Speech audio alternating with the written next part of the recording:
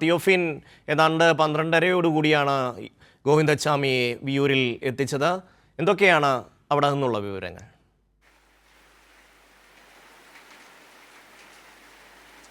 ഷമി, കൃത്യം 12:30 തന്നെ ഗോവിന്ദസ്വാമിയുമായുള്ള സംഘം കണ്ണൂരിൽ നിന്ന് വിയൂരിലെത്തി. വിയൂർ സെൻട്രൽ ജയിലിലേക്ക് എത്തിയിരുന്നു. വിയൂർ സെൻട്രൽ ജയിലിലെ അതിസുരക്ഷാ ജയിലിലേക്കാണ് ഗോവിന്ദസ്വാമിയെ എത്തിച്ചിട്ടുള്ളത്.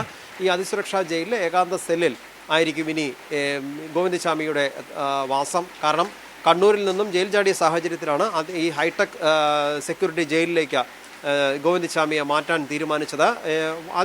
കർശനമായ സുരക്ഷാ സംവിധാനങ്ങളാണ് ഈ വിയൂരിലുള്ള അതിസുരക്ഷാ ജയിലിലുള്ളത്. 9 ഏക്കറോളം വരുന്ന സ്ഥലത്ത് 3 നില കെട്ടിടത്തിലാണ് ഈ ജയിൽ. 3 നിലകളുള്ള കെട്ടിടമാണ് ഈ ജയിൽ പ്രവർത്തിക്കുന്നത്. ഇതിൽ തന്നെ നിലവിൽ ഒരു 500-നും 600-നും ഇടയിൽ കുറ്റവാളികളെ താമസിപ്പിക്കാനുള്ള സൗകര്യങ്ങൾ അവിടെയുണ്ട്. എന്നാൽ ഇപ്പോൾ 125 കുറ്റവാളികൾ മാത്രമാണ് ഇവിടെയുള്ളത്. ഇവിടേക്കാണ് ഗോവിന്ദസ്വാമി എത്തിച്ചിരിക്കുന്നത്. ഒരു 4.5 മീറ്ററോളം വരുന്ന ഉയരത്തിലുള്ള, അതായത് ചെറിയ ഈ പ്രത്യേകം ക്രമീകരിച്ച ഒരു 195ഓളം സെല്ലുകളാണ് ഇവിടെ ഉള്ളത്.